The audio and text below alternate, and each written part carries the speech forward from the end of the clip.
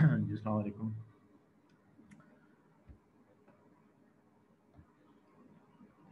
अच्छा जी, let's start. आज हमने जो है ना वो लो ऑयल सर्किट ब्रेकर से स्टार्ट करना है।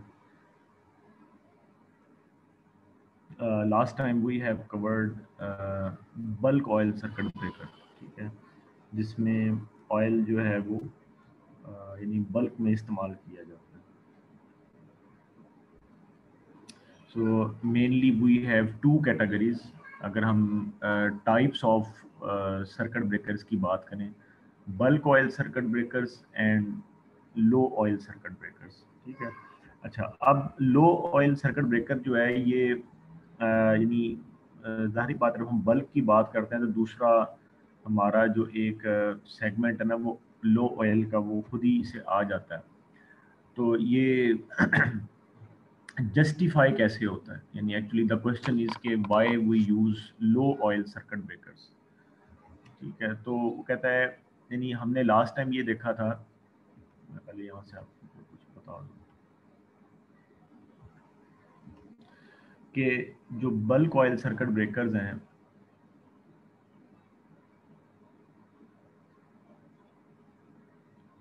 जो आपके बल्क ऑयल सर्किट ब्रेकर्स हैं, इसमें आपके पास जो बॉडी होती है ब्रेकर की,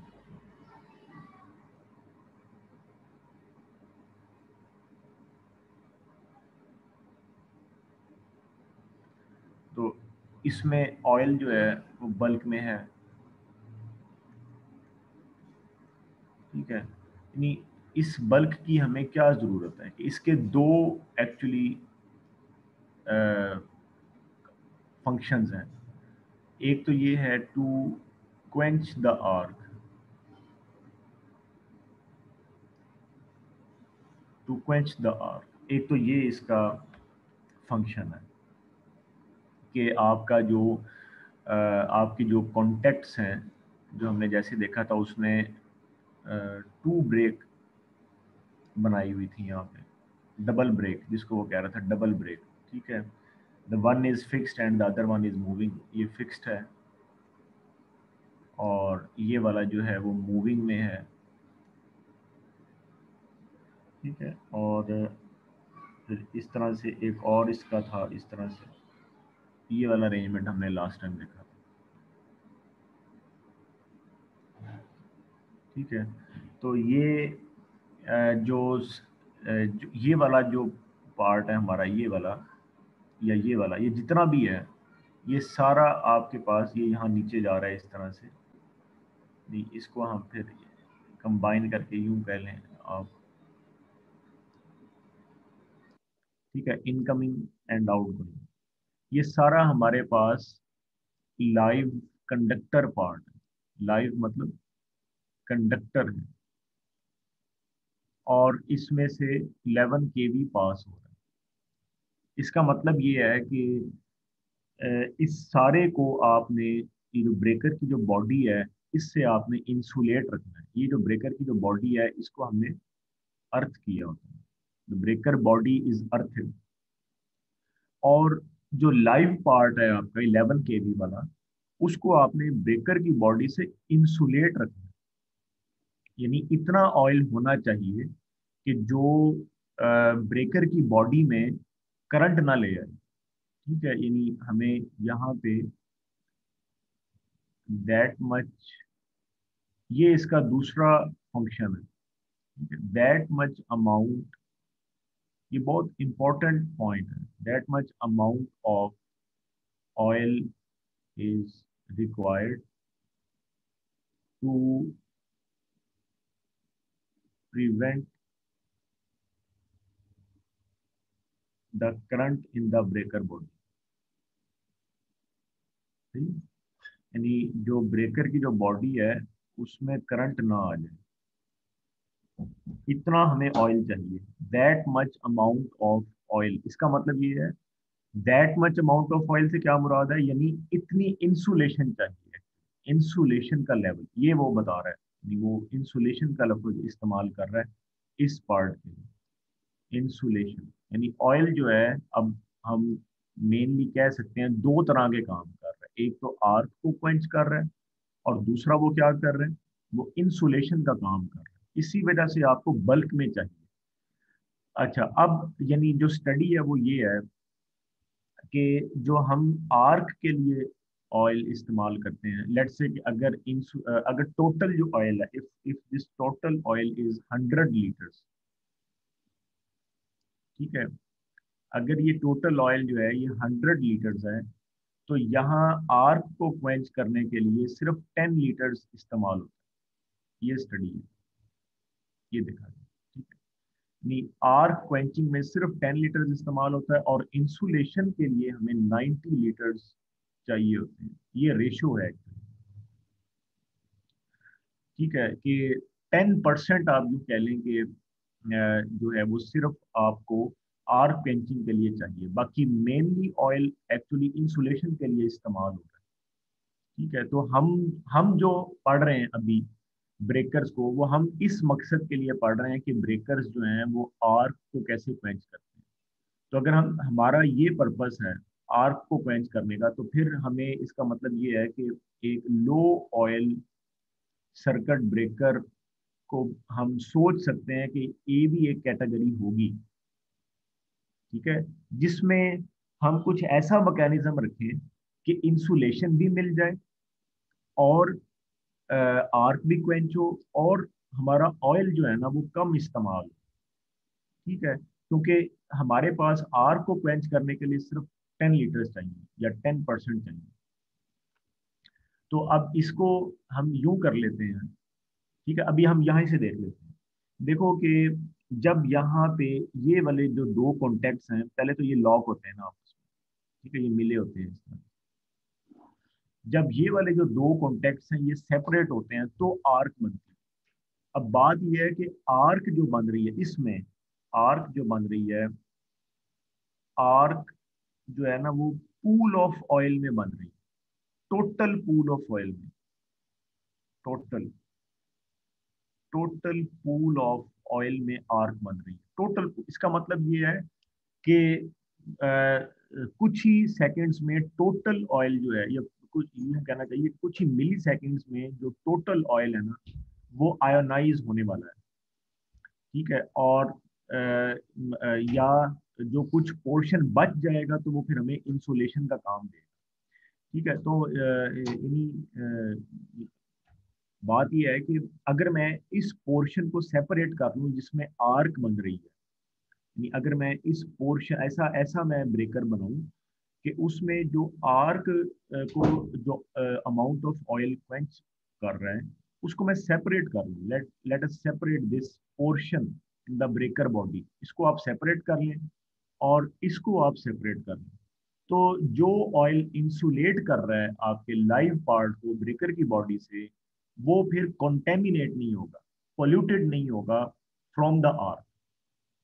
और ये बात भी है कि आर्क से कार्बन बनती है, ये मैंने आपको लास्ट टाइम भी बताया था, ये हमने पढ़ा था, आर्क से कार्बन बनती है और कार्बन कंटेंट्स फिर इस सारे ऑयल के ऊपर ऐसे आ जाते हैं ब्लैक ब्लैक, और ऑयल का कलर भी तब्दील हो जाता है। पहले जैसे ऑटोमोबाइल्स का ऑयल होता है ना, गोल्डन ब्राउन होता है और फिर वो कुछ अरसे बाद बिल्कुल ब्लैकिश सा हो जाता है। तो इस तरह से आर्क बन बन के कुछ तो ऑयल का यानी केमिकली उसका वो जो जो अपना कलर है वो ब्लैकनिंग की तरफ जा रहा होता है, और कुछ जो कार्बन कंटेंट्स होते हैं ना वो ऐसे ऊपर भी तैर कर आ जाते हैं। तो अब सारा ऑयल हमारे पास कॉन्टेमिनेट हो रहा है। तो हम इसीलिए लो ऑयल सर्किट ब्रेकर में अब हम यूं करते हैं, अब हमने इसको देख लिया, हम यूं करते हैं कि हम दो कंपार्टमेंट्स बना लेते हैं। ठीक है, ये टोटल सर्किट ब्रेकर की बॉडी है, ये सेपरेशन है ये वाली जो मैंने अभी बनाई है, और यहाँ पे आप कह लें कि ये वो वाला चैम्बर है जो कि इंसुलेशन का चैम्बर है। इंसुलेशन, ये इंसुलेशन का चैम्बर ब्रेकर की बॉडी, सही। और ये वाला जो चैम्बर है, ये वाला, इसमें ये हमारा है आर्क को क्वेंच करने का चैम्बर। और क्वेंचिंग चैम्बर। तो अब हमने ये सेपरेशन कर दी इन दोनों के दरमियान, जिससे एक तो ये वाला जो ऑयल है वो कंटेमिनेट नहीं होगा, प्लस ऑयल जो हमें की जो हमें क्वांटिटी ऑयल की चाहिए होगी वो हमें लो चाहिए होगी, लो quantity will be required, low quantity will be required. Why? Because जो इंसुलेटेड ऑयल है, जो इंसुलेशन के लिए जो ऑयल इस्तेमाल हो रहा है, ऑयल जो कि आपका इंसुलेशन के लिए इस्तेमाल हो रहा है, वो उसका जो कलर है वो तब्दील नहीं होगा। ठीक है, कलर विल नॉट चेंज, उसमें कार्बन के कंटेंट्स नहीं आएंगे। ठीक है, नो कार्बन। और अ, यानी फिर इस वजह से आपको इसकी लो क्वांटिटी चाहिए हो। एक और भी बात है, यानी वो मैं इसके हिसाब से बताने लगा हूं कि जो ये वाला है ये कभी भी नेवर आयोनाइज, ये कभी भी आयोनाइज नहीं होगा। तो जब ये कभी भी आयोनाइज नहीं होगा ना, तो ये बात है कि हम ये मेनली कह सकते हैं कि अब आपको यहाँ पर लो क्वांटिटी ऑयल की चाहिए होगी इंसुलेशन पर्पस के लिए। ठीक है, यानी अब वो क्वांटिटी नहीं चाहिए जो कि आपको बल्क ऑयल में चाहिए, इसलिए उसका नाम ही हमने बल्क ऑयल रखा। ठीक है, तो this is the main difference between the low oil circuit breakers and the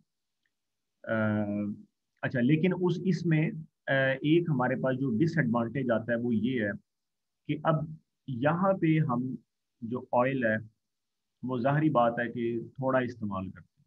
ठीक है, as compare to the insulation chamber, यानी इसमें भी जो लो ऑयल सर्किट ब्रेकर है उसमें भी जो ऊपर का चैम्बर है, इसको टॉप चैम्बर कहते हैं या अपर चैम्बर कहते हैं या आर पेंचिंग चैम्बर कहते हैं, और जो नीचे वाला चैम्बर है इसको आप सपोर्टिंग चैम्बर कहते हैं, इंसुलेशन चैम्बर या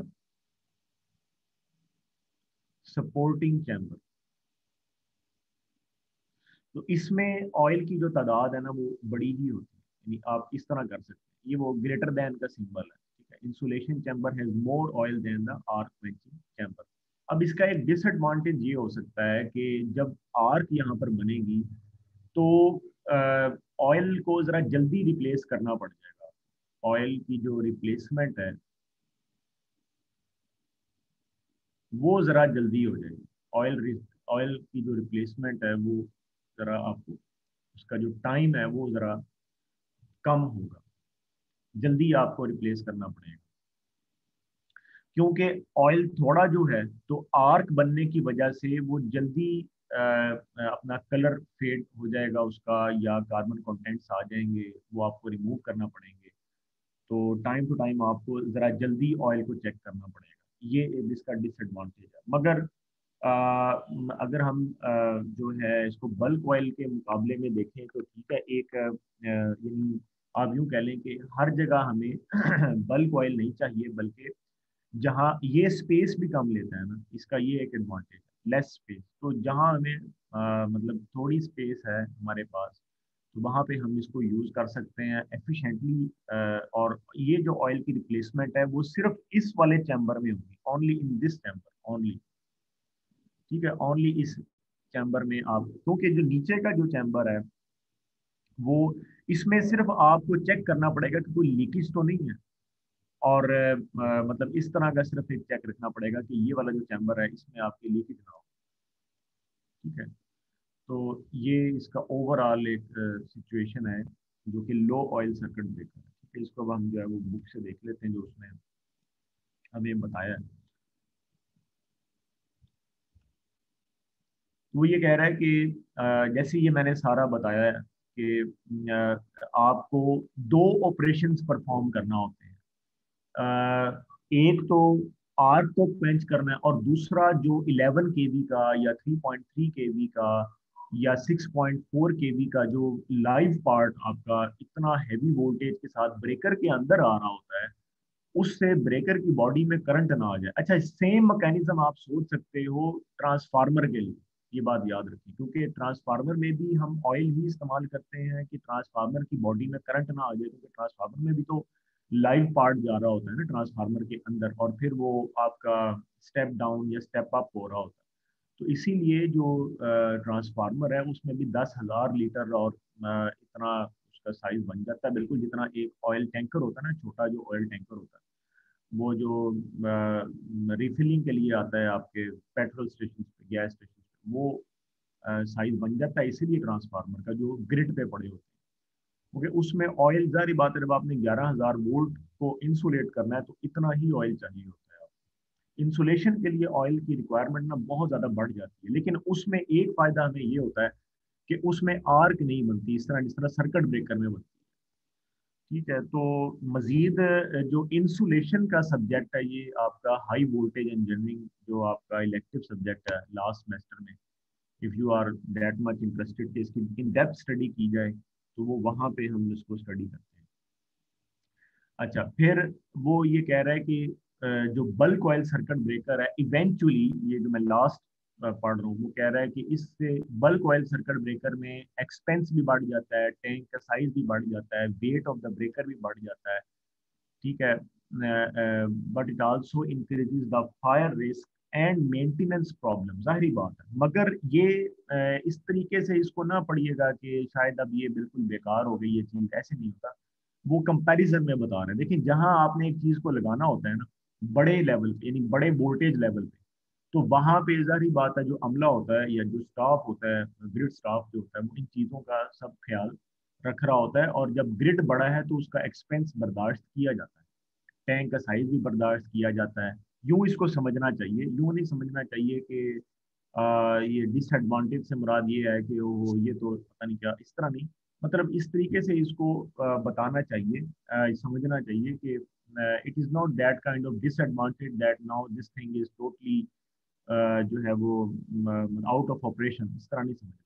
अच्छा, the fact that only a small percentage of oil, जो कि 10 अबाउट तकरीबन 10% ऑयल होता है हमारा, जो इसमें आर्क को क्वेंच करना होता है, जैसे मैंने आपको अभी बताया। तो वो कहता है कि ये क्वेश्चन क्रिएट करता है कि बाकी का जो ऑयल है वो हम क्यों यूज करते हैं, और अगर वो हम इंसुलेशन के लिए यूज करते हैं तो उसको हम सेपरेट क्यों नहीं कर देते, ताकि वो कॉन्टेमिनेट ही ना हो, उसका कलर ना तब्दील हो, और उसमें कार्बन कंटेंट्स ना आए। ठीक है, तो वो कहते हैं कि इसलिए हमने लो ऑयल सर्किट ब्रेकर को डेवलप किया। तो वो ये इसमें सारी वही बात जो मैंने भी आपको बताई। कंस्ट्रक्शन जो है वो इसकी कैसे है, that it has mainly two chambers, the upper chamber and the lower chamber. Upper chamber जो है वो मेनली हमारा आर्क क्वेंचिंग चैम्बर होता है, जैसे ये भी डायग्राम में आपके सामने है। ठीक है, तो ये वाली एक सेपरेशन है जो कि हम बेकलाइज्ड पेपर इस्तेमाल करते हैं। बेकलाइज्ड पेपर होता है ये तो पहले जो ये जो आपको बाहर नजर आ रहा है, ये पोर्सिलेन है। ये जो आपको नजर आ रहा है बाहर, जो इसकी बॉडी है वो सारी की सारी पोर्सिलेन से बनी हुई है बाहर की साइड से। अगर मैं अभी बॉडी की बात करूँ, तो ये बिल्कुल जैसे ट्रांसफार्मर बुशिंग्स होती हैं ना, जैसे हमने ट्रांसफार्मर बुशिंग्स को देखा है, या जो आपने ट्रांसमिशन इंसुलेटर्स को आपने जो देखा है, इसी तरह से यहाँ पे भी जो लो ऑयल जो सर्किट ब्रेकर है, इसकी जो बॉडी है वो बाहर से सारी पोर्सिलेन से बनी हुई है, पोर्सिलेन से। और वो इसको ना ऐसे शो कर रहा है, ऐसे। ठीक है, ऐसे, और फिर यहाँ से ऐसे। अच्छा, ये जो पोर्सिलेन का जो प्रोसेस है ना, ये अगर यहाँ पे शुरू हो, वैसे तो बना रहे हैं, ई मार कंपनी है या इस तरह से, मगर यानी मेनली इसकी जो प्रोडक्शन है ना, जैसे होनी चाहिए बड़े लेवल पे, वो है नहीं। India is far way in power industry from us. वहाँ पे मॉडर्न ग्रुप है एक, आप उसको देखिएगा, वर्ल्ड लेवल का काम कर रहे हैं। वर्ल्ड लेवल का मतलब वर्ल्ड लेवल का एक्सपोर्ट कर रहे हैं, बल्कि जो बाहर यूरोप है उसको ये इंसुलेटर्स बना बनाकर एक्सपोर्ट करते हैं। और इंसुलेटर्स के बहुत बड़ा बिजनेस है, बहुत बड़ा, यानी wherever the wherever the high voltage is there, जहाँ पे 3.3 केवी से आप स्टार्ट हो जाते हैं। ठीक है, और फिर ये तो बहुत लो लेवल है, चलिए आप 11 केवी कर लें। ठीक है, तो यहाँ से आप स्टार्ट हो जाते हैं और फिर आप जो है ना वो इनके कस्टमर बन जाते हैं। मॉडर्न ग्रुप जो है इसका ये जो इंसुलेशन वाला सेगमेंट है ये बहुत बड़ा है, हत्ता कि ये इसको एक्सपोर्ट करते हैं। मैं इंडिया की बात कर रहा हूँ, यहाँ पे हमारे पास एक आधी कंपनी है और मेनली लोग फिर इसको जो है वो इम्पोर्ट ही करते हैं या इस तरह से। ठीक है, तो मतलब वो जो इंटरनेशनल स्टैंडर्ड है उस तरह का पोर्सिलेन का जो आपका इंसुलेशन है ना वो मान ले रही है, एक आधी कंपनी बना रही है, मैंने जैसे बताया। बहरहाल इसको बल्क में तैयार किया जाना चाहिए, इसकी बहुत कमी है कि यहाँ पर ये बनना शुरू हो। बहरहाल जो ब्रेकर की जो बाहर की बॉडी है वो पोर्सिलेन से बनी होती है, और उसके अंदर भी आपने जो है ना एक आप यूँ कह लें कि अ, जो मतलब अंदर भी लाइव अंदर जो ब्रेकर के आपने इंसुलेशन इस्तेमाल की होती है, ये भी आगे इंसुलेशन है। इसकी आपने ना रेलिंग बनाई होती है। रेलिंग का मतलब ये होता है कि एक चीज ना, रेल का मतलब जैसे रेलगाड़ी की पटरी होती है ना, बिल्कुल वैसी बात हो रही है। ये रेल आपने एक बनाई होती है, इसके अंदर जो है वो इस तरह से आपका जो लाइव पार्ट है वो मूव कर रहा होता है। मूविंग जो कंडीशन में होता है, ये मूविंग वाला पार्ट है आपका, मूविंग मूविंग पार्ट या मूविंग इलेक्ट्रोड आप कह सकते हो। और ये भी आपका इंसुलेटर होता है। ये कौन सा होता है ये मैं बताने लगा था, ये होता है बेकलाइज्ड, बेक बेक लाइट। इसको हम बेक लाइट पेपर भी कहते हैं या बेक लाइट इंसुलेशन भी कहते हैं। बेक लाइट जो है ना वो it is nothing but it is an early form of the plastic. ये एक ब्रिटल प्लास्टिक होता है, ब्रिटल प्लास्टिक। ब्रिटल से मुराद है जो अभी जरा मतलब वैसे तो हार्ड होता है, लेकिन अगर उसको जो मुकम्मल प्लास्टिक होता है उसके मुकाबले में टेस्ट किया जाए तो ये टूट जाएगा। जैसे कच्चा लोहा होता है ना, बिल्कुल ऐसे ही। तो ये ब्रिटल प्लास्टिक है जो अंदर इस्तेमाल किया जाता है। यानी कुल मिला के बात ये है कि जो ब्रेकर की जो बॉडी है बाहर से वो पोर्सिलेन की बनी होती है फॉर इंसुलेशन पर्पस। ठीक है, ताकि करंट जो है वो आपका अर्थ यानी जो है आपका करंट जो है ना वो ब्रेकर की बॉडी में ना आए और हमें कोई इस तरह का प्रॉब्लम ना हो, क्योंकि यहाँ पे हमने लो ऑयल को इस्तेमाल करना है ना। यहाँ पे हमने ऑयल को कम इस्तेमाल करना है, इसी वजह से हम जो ब्रेकर की जो बाहर की जो बॉडी है वो हम पोर्सिलेन से बना देते हैं, जिन्हें मैंने जैसे ऊपर लिखा। ठीक है, हमने चूंकि यहाँ पर लो ऑयल इस्तेमाल करना है, लिहाजा हम जो ब्रेकर की बॉडी है वो बाहर पोर्सिलेन से बना देते हैं। इसके अलावा अंदर जो है वो लाइव पार्ट के अलावा जो इंसुलेटर यानी अंदर भी इंसुलेटर इस्तेमाल होता है। ये नहीं है कि सिर्फ ब्रेकर की बॉडी बाहर इंसुलेटेड है, बल्कि ब्रेकर के अंदर ऑयल में ऑयल होता है जो कि इंसुलेटर है। ठीक है, ब्रेकर के अंदर ऑयल जो है वो इंसुलेटर है। उसके अलावा जो एक और इंसुलेटर इस्तेमाल होता है वो बेक लाइट पेपर है जो इस्तेमाल होता है। ठीक है, उस और फिर उसने लाइव पार्ट को हैंडल किया। क्योंकि इसमें आपको दो चैम्बर है ना आपके पास, यानी एक आर्किंग चैम्बर है और एक नीचे सपोर्टिंग चैम्बर है। तो मूविंग पार्ट को आपको मूव करना पड़ेगा। तो मूविंग पार्ट को पकड़ना किसने है, इस लाइव पार्ट को किसने हैंडल करना है, यानी किसने उसको ऑपरेट करना है अंदर, वो इंसुलेटर ही होना चाहिए। वरना तो अंदर ऑयल है, ऑयल ने तो नहीं पकड़ना सारी बात। सो जो आपका इंसुलेटर है वो बेक लाइट पेपर जो है वो इस्तेमाल होता है। यानी ये इसकी जो डायग्राम है ना वो उसने क्योंकि बहरहाल कोशिश तो की है कि वो उसको दिखाए। तो ये इसका मैं सपोर्टिंग चैम्बर पहले आपको दिखाऊं फिर हम ऊपर की तरफ जाए। तो ये देखें, ये बाहर पोर्सिलेन की बॉडी है, ये सपोर्टिंग चैम्बर है सारा। ठीक है जी, और ये बेक लाइट पेपर लगा हुआ है, ये वाला जो है, ये जो उसने हैश से रिप्रेजेंट किया है। ये जो सपोर्टिंग वाला ये जो रेल है जो एच सा बना हुआ है, एच, ये भी बेक लाइट पेपर ही है। ठीक है, यानी ऑयल के अलावा अंदर जो भी है वो बेक लाइट पेपर है जो उन्होंने इस्तेमाल किया। ठीक है, तो जो है ये आपका सपोर्टिंग चैम्बर है, और ये मूविंग रॉड है जो इसके अंदर आ रही है, ये वाली जो है। इसको आप ने इस तरीके से मैनेज किया हुआ है। ये देखो, ये नट बोल्ट सिस्टम है, और फिर ये यानी इस तरह से, यानी ये जैसे उसने एक डॉटेड लाइन से रिप्रेजेंट किया है कि ये इसके अलोंग टॉर्क जो है ना वो इसकी क्रिएट होती है और ये मूव करता है। यानी जब सेपरेट होना है तो नीचे की तरफ आ जाएगा, जब ऊपर कंबाइन होना है तो ये ऊपर की तरफ चला जाएगा। यानी जब दोनों ने इंटरलॉक करना है मूविंग और फिक्स पार्ट ने, तो ऊपर हो जाएगा। जब सेपरेट होना है फॉल्ट के पॉइंट ऑफ व्यू से, तो नीचे को हो जाता है। और ये ड्रेन वॉल्व है। ड्रेन वॉल्व मतलब ये कि अगर इफ यू आर सीइंग के, अच्छा ये जो सपोर्टिंग चैम्बर है ना, ये एक और मेटल का नीचे आपने एक चैम्बर बनाया होता है, ये उसके ऊपर हमने इसको सपोर्ट दिया होता है। तो ये एक्चुअली सारा इस तरह से होता है। और क्योंकि ये क्यों हमने बनाया था, पोर्सिलेन जो होता है ना ये नाजुक होता है। पोर्सिलेन जो होता है ये सिर्फ और सिर्फ इलेक्ट्रिकल स्ट्रेस को बर्दाश्त करता है, मैकेनिकल स्ट्रेस को बर्दाश्त नहीं करता। ये कास्टेड चीज होती है।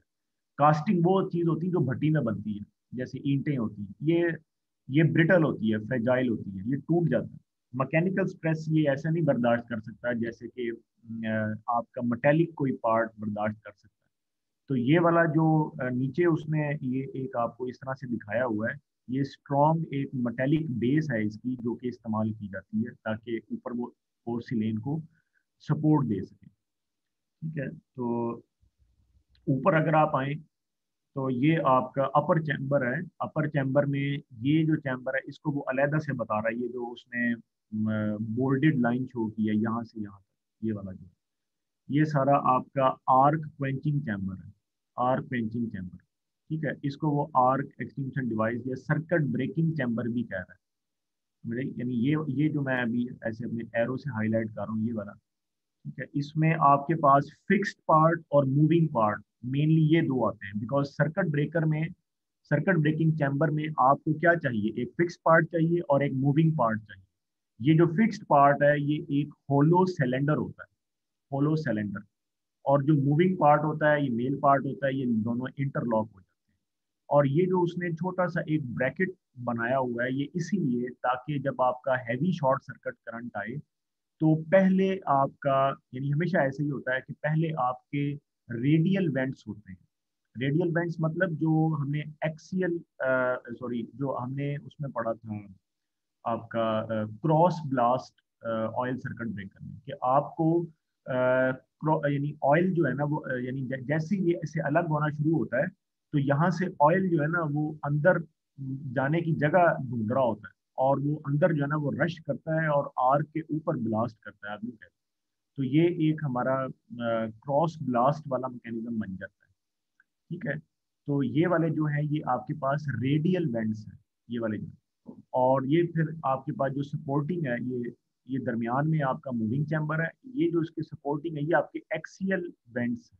एक्सियल मतलब अगर लो फॉल्ट करंट आएगा तो ये मूविंग पार्ट जब बाहर को आ जाएगा ना, तो आर्क इसके दरमियान और इन दोनों के दरमियान, यानी ये तीन हिस्सों में स्प्लिट हो जाएगी। और चूंकि लेंथ भी हो रही होगी और आर्क स्प्लिट भी हो जाएगी, तो आर्क रिमूव हो जाएगी। ये लो फॉल्ट करंट्स की बात है। मगर जो हाई फॉल्ट करंट्स हैं वो मेनली आपका ये जो आपने एक्सी रेडियली जो ये एक ब्रैकेट सी बनाई हुई है, ये उससे रिमूव होते हैं। ठीक है, तो इसको मैं आपको यहाँ भी बता देता हूँ। ये एक्चुअली ये इस तरह से है कि यूं समझ सकते हो आप, यूं ये ऐसे बनाए हुए हैं उसने, ये वाला। मैं इसकी बात कर रहा हूँ कि ये वाला जो आपका, ये जो दोनों हैं आपके, ये एक है। मैं इसलिए इस पर नंबर लिख रहा हूँ ताकि इसको आप नंबर में कंसीडर करें कि जब आर्क का मामला आता है ना, तो एक नंबर भी काउंट होता है हमारे पास।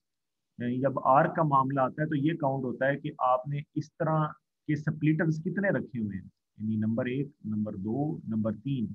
अगर मैं इस साइड पे भी रखूंगा तो ये नहीं होगा कि मैं इसको नंबर एक कहने में, नहीं, ये होगा नंबर फोर, ये होगा नंबर फाइव, ये होगा नंबर सिक्स, ऐसे। सो इस केस में मेरे पास दो यहाँ पे आर्क स्प्लिटर्स हैं जो कि रेडियली हैं, इनको वो कह रहा है रेडियल, इनको हम कहेंगे रेडियल वेंट्स।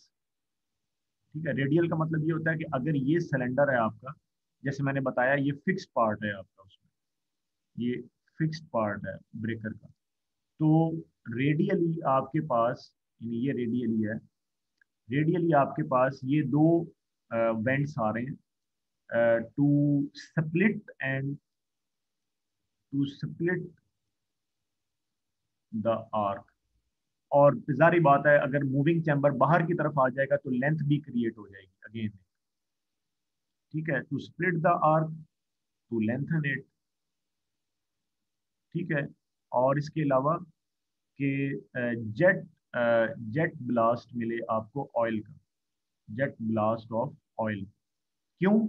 जब मूविंग चैम्बर आपका अंदर होगा ना ऐसे, और यहाँ पे ये जो होलो आपके पास सिलेंडर है, ऐसे जो होलो सिलेंडर है, यानी जब ये दोनों सेपरेट होंगे तो आर्क बनेगी। और आर्क हमने लास्ट लेक्चर में वो सारा वही मैकेनिज्म पढ़ा है, जो कि हाइड्रोजन का ऑयल अपना गैस का बबल बन जाता है ना, जो बड़ा सारा वो बन रहा होगा गैस बबल, हाइड्रोजन।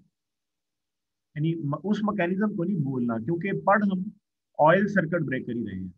तो हाइड्रोजन गैस बबल जो अंदर बन जाएगा ना, वो जो ऑयल होता है ना उसको फिर पुश करता है। यहाँ से भी पुश इधर को होगा और यहाँ से भी इधर को होगा।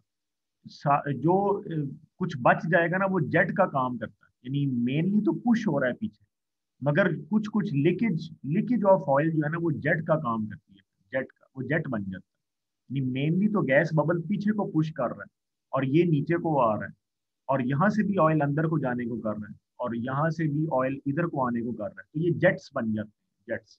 और फिर ये जो आपके जो रेडियल जो वेंट्स हैं, ये इस बात को मेक श्योर कर रहे हैं कि आपका जेट बने, जेट। क्योंकि यहाँ से ऑयल पीछे को पुश होगा, और ये जो आपके रेडियल वेंट्स है ना, यहाँ से वो चोरी छुपे अंदर आएगा, यूँ आप कह लें। ये जो रेडियल वेंट्स आपने बनाए हैं ये इसलिए होते हैं ताकि यहाँ से जो ऑयल थोड़ा सा रह गया ना वो जेट की तरह यहाँ पर आर्क के पास पहुंच जाए किसी न किसी तरह।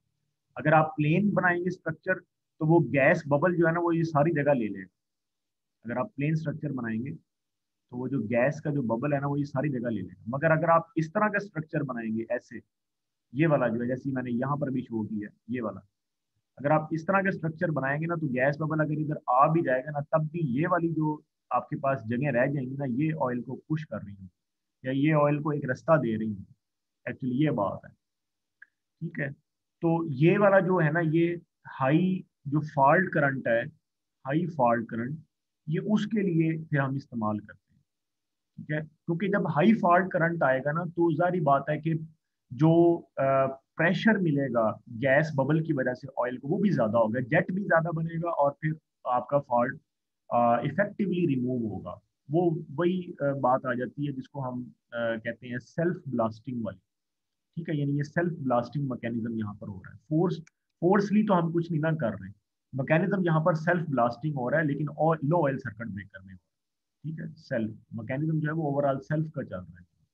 और फिर ये जब बाहर की तरफ ऐसे मूव कर जाएगा ना, अगर लो फॉल्ट करंट आता है तो प्रेशर ज्यादा नहीं बनेगा। अगर प्रेशर नहीं बनेगा तो जेट भी नहीं बनेगा। नो प्रेशर नो जेट, याद रखिए ये जो जेट ब्लास्टिंग है ये हमें हाई फॉल्ट करंट में ही मिलती है।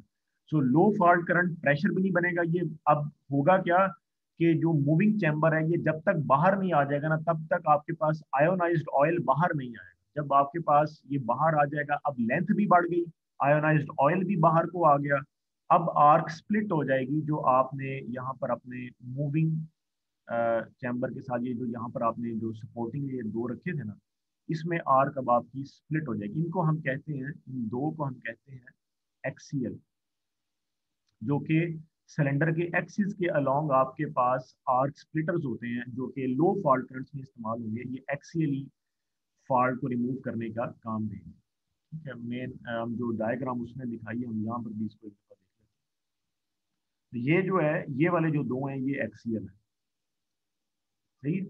ये जो नीचे मूविंग के साथ जो दो है ये लो फॉल्ट करंट्स के लिए इस्तेमाल होंगे। फिर ऊपर ऊपर जो है ना इस चैम्बर को वो अलग बता रहा है, मतलब अपर चैम्बर में भी दो हिस्से हैं, एक सर्किट ब्रेकिंग चैम्बर और एक टॉप चैम्बर। ये उसकी सेपरेशन है, ये जो उसने बेकलाइट पेपर से जो उसने एक सेपरेशन की है। मैंने आपको बताया जितना भी इस तरह का वो हैश के साथ इस्तेमाल कर रहा है या जहां भी आपने लाइव पार्ट को पकड़ना है ना, तो वो बेकलाइट पेपर ही है, ठीक है। तो ये टॉप चैम्बर है। टॉप चैम्बर में is nothing but to give a vent to the gas. Gas जो है उसको एक वेंट भी तो देना ना कि वो यहाँ से बाहर चली जाए, जो एक्स्ट्रा गैस है। और ये ब्रीदर है जो कि एयर के लेवल को ऊपर मेंटेन रखता है, ठीक है। कि ऑयल के ऊपर एयर का लेवल क्या होगा वो उसको मेंटेन रखता है, ताकि ये जो है ना ये वेंट से नीचे रहे, वरना ये वेंट में आके ऑयल बाहर को गिरेगा फिर। ठीक है। तो और ये ऑयल में जब टर्बुलेंस आती है ना, इसको हम कहते हैं सेंट्रीफ्यूगल एक्शन। सेंट्रीफ्यूग का मतलब ये होता है कि पीछे को पुश करना, यानी मेन फोकल पॉइंट से पीछे को पुश करना, ये सेंट्रीफ्यूगल आपके पास एक्शन होता है। तो ये ऑयल जो है ये अगर हम देखते हैं कि ये ज्यादा सेंट्रीफ्यूगल एक्शन हो रहा है, तो ये यानी इट इज क्लोज्ड, ये क्लोज हो जाता है, ताकि मतलब एक लेवल से या हम ब्रीदर से इसको कंट्रोल कर सकते हैं कि एयर का प्रेशर ऊपर ज्यादा बना दें। ठीक है। तो ये ब्रीदर जो होता है ना, ये एयर प्रेशर को ऊपर मेंटेन रखता है ऑयल की, जो कि बड़ा जरूरी है कि ऑयल का लेवल जो है ना वो फिर एक हद से ज्यादा ना हो। अगर हम इसको कम कर देंगे तो ऑयल ऊपर को आना शुरू हो जाएगा। सही है। ये बिल्कुल ऐसे ही है जैसे आपके वो जो आबदोज होती है, जो सब मैरीन्स होती हैं, वो एयर को निकाल देती हैं, तो वो जो है वो फिर ऊपर को आ जाती है। ठीक है। तो यानी ये इसका भी वही है कि यहाँ पे अगर एयर प्रेशर जो है वो कम हो जाएगा तो ये ऊपर को आ जाएगा, वरना अगर हम यहाँ पे प्रेशराइज रखेंगे तो ये नीचे ही रहेगा, सेंट्रीफ्यूगल से ये ऊपर नहीं आएगा। तो टॉप चैम्बर जो है इसमें सिर्फ आपके वेंट्स होते हैं, ब्रीदर्स होते हैं। ये इसने दो चीजें यहाँ पर दिखाई हैं, इसके अलावा बहुत चीजें होती हैं, जिसमें सबसे अहम चीज जो होती है ना वो बकल्स रिले होती है, जो आपने ऊपर लगाई होती है। जहाँ भी ऑयल का काम होता है, चाहे वो ट्रांसफार्मर में हो, चाहे सर्किट ब्रेकर में हो, वहां पे जहाँ पे ऑयल होता है वहां पे बकल्स रिले लगती है। बकल्स रिले जो होती है वो आपको ये बताती है कि आपकी जो गैस बन रही है वो उसका जो लेवल है वो ज्यादा तो नहीं हो गया। ठीक है। और जो ऑयल का लेवल है वो भी मॉनिटर करती है। और यानी बकल्स रिले जो है ना वो मल्टीपर्पज रिले है, मैकेनिकल रिले है, ये इलेक्ट्रिकल रिले में नहीं आती। बकल्स रिले ये मैकेनिकल टाइप रिले है। और ये इसका जो सिग्नल होता है ना ट्रांसफार्मर के लिए या सर्किट ब्रेकर के लिए, वो इमरजेंसी सिग्नल समझा जाता है। यानी अगर बकल्स रिले से ऑपरेटर को ग्रिड में बैठे ये पता चला है कि कोई सिग्नल आया है ऑयल के लेवल का या गैस के लेवल का, तो फौरन ट्रिपिंग देते हैं, क्योंकि बकल्स रिले का सिग्नल बहुत इमरजेंसी सिग्नल क्रिएट समझा जाता है। यहाँ उसने शो नहीं किया, मगर टॉप चैम्बर में इस तरह की आपकी सेंसिंग लगी होती है एक्चुअली। ठीक है। इसके एडवांटेजेस जो हैं वो क्या हैं कि it requires lesser quantity of oil, जैसे मैंने बताया, smaller space, reduced risk of fire, maintenance problems are reduced. मगर इसके डिसएडवांटेज जो है वो क्या है कि स्मॉलर क्वांटिटी ऑफ ऑयल जो है ना वो कार्बनाइजेशन जरा जल्दी बन जाती है, इंक्रीज हो जाती है। और छोटी जगह है तो वो कहता है कि removing the difficulty in removing the gases from the contact space in time. ठीक है। क्योंकि जगह आपकी यानी आपकी स्पेस कम है, तो वेंटिंग में थोड़ा सा प्रॉब्लम होता है। वेंटिंग प्रॉब्लम क्या है, लेकिन ये कोई इतना डिसएडवांटेज तो नहीं है, क्योंकि जाहिर बात है कि आपने ब्रीदर भी रखा हुआ है और वेंट अलग से भी है, तो ये कोई इतना ज़्यादा प्रॉब्लम। हाँ, अगर कोई खराबी है एक्स्ट्रा, यानी फॉल्ट के अलावा भी इंसिपिएंट फॉल्ट, जैसे टर्न टू टर्न फॉल्ट आ गया है, या आपका जो है अंदर इंसुलेशन खराब हो गई है, जो बेक लाइट है या कुछ इस तरह से, तो कह सकते हैं कि, लेकिन वो बकल्स रेल लगी होती है। In removing the gases it's not that kind of disadvantage जो हम इसको।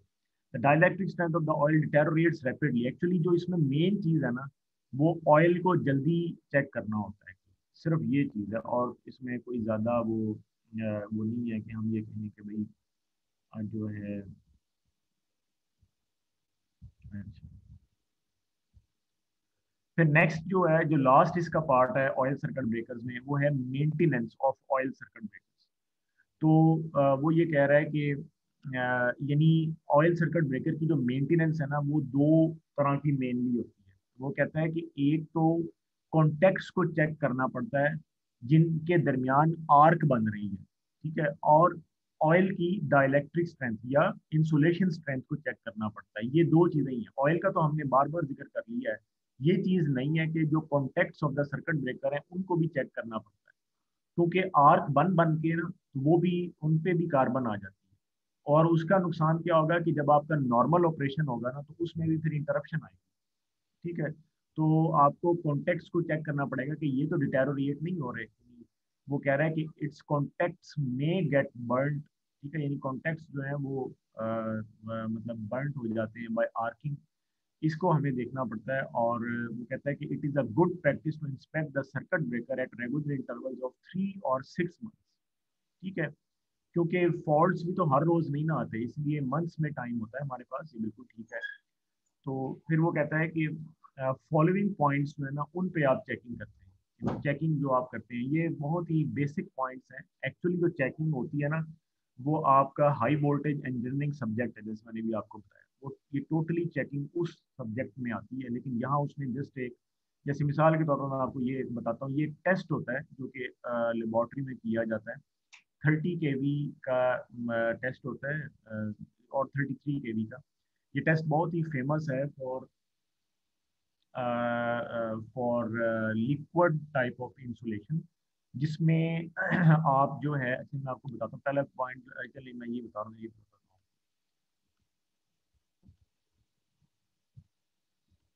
यानी इस ये वाला जो चेक है इसमें आप कुछ भी नहीं करते, बस एक बीकर होता है। एक बीकर में जो है आप यानी जो है एक बीकर होता है, उसमें आप सैंपल ले लेते हैं। यानी अब वो जो आपने ड्रेन वॉल्व देखा था ना, जो अभी उसने जो लो ऑयल सर्किट ब्रेकर की जो डायग्राम है उसमें उसने ड्रेन वॉल्व शो किया था, वो सैंपल लेने के लिए भी होता है। ठीक है, और ऑयल का लेवल भी बहरहाल मेंटेन रखने के लिए होता है, और सैंपलिंग के लिए मेनली ड्रेन वॉल्व्स को इस्तेमाल किया जाता है। ठीक है, सैंपल ऑफ द ऑयल ये आप सर्किट ब्रेकर से भी लेते हैं, ट्रांसफार्मर से भी लेते हैं, जहाँ जहाँ ऑयल यूज हो रहा है ये आप वहाँ से लेते हैं। अगर आप मोटर में ऑयल को इस्तेमाल कर रहे हैं जो कि ज़्यादा इस्तेमाल होती है कूलिंग के लिए, हमारा मोटर में जो ऑयल है, तो बहरहाल उसको भी हम चेक कर सकते हैं, लेकिन फिलहाल ये दो की बात हो रही है, आप इसको अभी कंसिडर बेशक ना करें। तो वो सैंपल लिया जाता है, वो हमने यहाँ पर डाल लिया सैंपल जो है। ठीक है, और ये आपकी दो इलेक्ट्रोड्स होती हैं जो कि 4 मिलीमीटर अपार्ट, जैसे वो बता रहे हैं, इनमें जो सेपरेशन होती है वो आपने 4 मिलीमीटर की रखी है।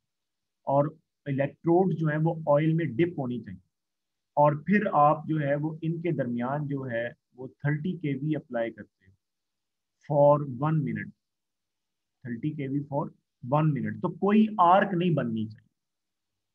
ठीक है, if no arc is formed for 1 minute, इसका मतलब ये है कि ऑयल इज ओके। ठीक है ना, if no arc then okay, if there is a arc, if if yes कि आर्क आपकी बन रही है, तो इसका मतलब ये है जी कि अब आपको ऑयल को ना रिप्लेस करना पड़ जाएगा, या मजीद उसके टेस्ट होंगे, जिसमें फिर आपका ये तो बिल्कुल इसने डायरेक्ट वोल्ट लेवल का टेस्ट किया है। फिर हम 10 डेल्टा टेस्टिंग भी कर सकते हैं, या आपकी जो है मतलब मेरा ख्याल है कि ये टेस्ट काफ़ी होगा। आई वुड रिकमेंड कि अगर मेरे से अगर आप पूछें तो मैं तो इस टेस्ट की बेस पे ही कहूँगा कि बिल्कुल आपको ऑयल अब जो है ना इट नीड्स टू बी रीप्लेस्ड, या फर्दर अगर कुछ मजीद चेकिंग है तो वो एक दफ़ा कर लें, यानी कुछ और सैंपल ले लें, 1-2 दिनों के बाद सैंपल एक और ले लें, हफ्ते बाद एक और सैंपल ले लें।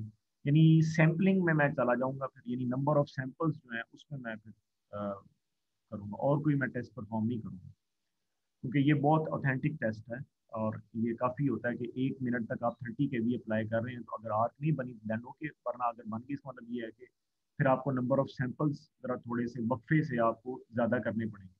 और फिर अगर उसमें आपने देखा है कि एवरेज आपको यही मिल रहा है कि आपकी आर्क बन रही है ना, तो इसका मतलब, क्योंकि इस एक्सपेरिमेंटेशन में भी तो प्रॉब्लम हो सकता है ना, इसलिए मैं नंबर ऑफ सैंपल्स की बात कर रहा हूँ, क्योंकि नंबर ऑफ सैंपल्स से ना आपको चीज़ बहुत एग्जैक्ट आ जाती है।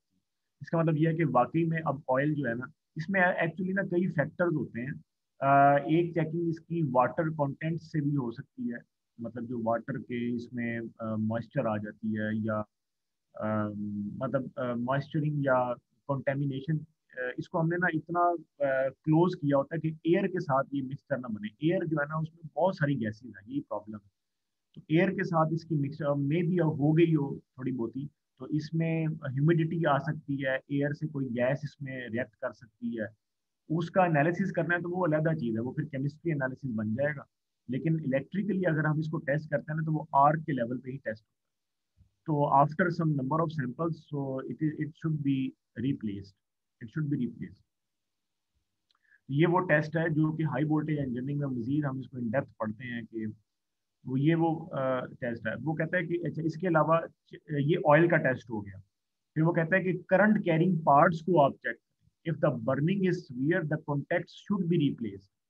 यानी जो कॉन्टेक्ट्स हैं, जो लाइव पार्ट हैं, आपकी लाइव पार्ट की बात हो रही है, जिसके दरमियान आपका आर्क जो है ना वो बनता है। तो लाइव पार्ट जो है उसमें अगर बर्निंग आपकी हो गई है, सीवियर है, तो वो भी आपको जो है ना वो रिप्लेस करना पड़ेगा। ठीक है।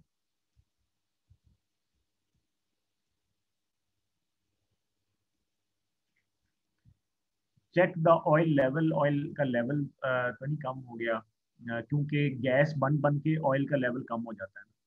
ठीक है। Check the oil level, oil level को क्यों चेक करते हैं ये मैंने अभी बता दिया, बहुत अहम पॉइंट है। क्योंकि अगर अच्छा ये होता है कि सिर्फ फॉल्ट नहीं होता बल्कि ओवरलोडिंग भी होती है ना ब्रेकर में, उसकी वजह से भी रिले ट्रिप करवा देती है, जो ओवरलोड रिले और सेम रिले ही होती है। खैर ये चीज आप प्रोटेक्शन में पढ़ेंगे, अगर आपने रिलेज पढ़नी है तो use should study power system protection. तो अगर तो रिले ने ट्रिप करवा दिया है तब भी ऑयल का जो लेवल है ना वो आपका मैटर करेगा, क्योंकि ऑन एवरी ट्रिपिंग, चाहे ओवरलोड की है चाहे फॉल्ट की है, आर्क तो बननी है।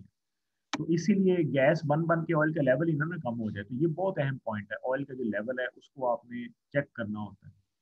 ठीक है। और ये बिल्कुल ये वही इंडिकेटर्स हैं जो आपके पेट्रोल पंप्स पे लगे होते हैं ना। अच्छा एक और मैं आपको बात बता दूं, यहाँ पर बात हुई रही है, कुछ कंपनीज हैं जो कि इंस्ट्रूमेंटेशन में ही फिर डील करती हैं, वहाँ पे आपको जॉब्स मिलती हैं, जिसमें इंस्पेक्टेक का एक नाम है, आप यहाँ पे इसको सर्च कर सकते हो। ये लोगों का काम ही जो है ना वो इंस्ट्रूमेंटेशन है। इंस्पेक्टेक, ये अक्सर इंटर्नशिप्स भी निकालते हैं, इंस्पेक्टेक। यहाँ पे फहीद कुरैशी होते हैं, वो एक दफ़ा उन्होंने मेरे से खुद कांटेक्ट किया था, और यहाँ यूनिवर्सिटी में हमने एक वेबिनार, ये वेबिनार तो नहीं सॉरी सेमिनार करवाया था, वर्कशॉप टाइप, आप सेमिनार ही कह सकते हैं। उसमें उन्होंने आकर बताया था कि मेट्रोलॉजी क्या होती है। ठीक है। जो कि यानी कि मेनली इंस्ट्रूमेंटेशन का डिपार्टमेंट है। ठीक है। ये जो दोनों हैं ये मेनली इंस्ट्रूमेंटेशन है, यानी ये फिर ना बहुत हाई लेवल की इंस्ट्रूमेंटेशन करते हैं। कि जैसे मैंने कहा कि अगर आपने ऑयल ऑयल लेवल को आपने चेक करना है, ठीक है, ये तो वहां तक कहते हैं कि जी आपका जो इंडिकेटर है ऑयल लेवल का वो सही है या नहीं है, वो आपको कितनी परसेंट एक्यूरेसी दे रहा है। तो इंस्ट्रूमेंटेशन जो है ना ये एक बिल्कुल अलग कैटेगरी है फील्ड में, यानी अगर आप जहाँ भी इंडस्ट्री में जाएंगे ना तो वहाँ पे एक डिपार्टमेंट आपको मिलेगा जो कि इंस्ट्रूमेंटेशन का हो। ठीक है। तो और भी कई तरह के इंस्ट्रूमेंट्स जो है ना ये उनकी चेकिंग वगैरह और सब कुछ ये करते हैं। ऑयल लेवल की बात हुई ना तो मेरे जहन में ये आया। तो आप इस कंपनी का वेबसाइट वगैरह चेक कर सकते हैं, और एनी काइंड ऑफ इंटर्नशिप्स ये ऑफर करते हैं। Check the closing and tripping mechanism के जो ऑयल है वो सही, सॉरी जो लाइव पार्ट्स हैं उसका फिक्स्ड एंड मूविंग पार्ट, वो उनका जो है ना क्लोजिंग और ट्रिपिंग मैकेनिज्म एक टाइम होता है, ये वाले जो वो बात कर रहे हैं ना ये एक एक स्पेसिफिक टाइम होता है जिसमें कॉन्टेक्ट्स में क्लोज होना होता है और ओपन होना होता है, ये उस टाइम की बात कर रहे हैं। मतलब ये मैंने बताया कि ये बहुत सारे सब्जेक्ट्स इसमें इन्वॉल्व हैं, यहाँ पर सिर्फ एक वो इंफॉर्मेशन दे रहा है। Check the insulation for possible damage, clean the surface and remove the carbon deposits. ये कौन सी इंसुलेशन है, ये जो आपकी पोर्सिलेन इंसुलेशन है, जो बाहर वाली आपकी इंसुलेशन है, ये उसका चेक। ठीक है। फिर यहाँ ये सारे पॉइंट्स होंगे। तो ऑयल सर्किट ब्रेकर क्या, बल्कि हर सर्किट ब्रेकर की मेंटेनेंस होती है। इसमें जो ज़्यादा एक चीज़ आ जाती है वो ऑयल का बस थोड़ा सा होता है कि ऑयल का ज़रा ख्याल रखना पड़ता है। वैसे तो अगर बात की जाए तो गैस में भी इस तरह ही होता है, गैस के प्रेशर का भी ख्याल रखना पड़ता है।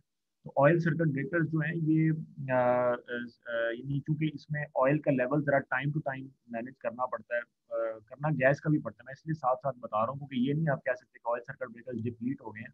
लेकिन ना एडवांसमेंट के साथ जैसे अब एयर ब्लास्ट ब्रेकर ब्रेकर आ गया, तो अगर एक जो कंपनी वो देखेगी कि हमें एयर ब्लास्ट ब्रेकर में मेंटेनेंस चेक्स कम हो गए हैं और उसमें हमारा स्टाफ जो है वो गलती नहीं कर सकता, तो वो एयर ब्लास्ट को प्रेफर कर लेंगे या वैक्यूम को प्रेफर कर लेंगे। एयर ब्लास्ट ज़्यादा कंपेटिटिव है आजकल हाई वोल्ट लेवल्स पे, जो हम आगे पढ़ रहे हैं। कंपेटिटिव क्यों है ये उसने एडवांटेजेस यहाँ पर बता दी हैं।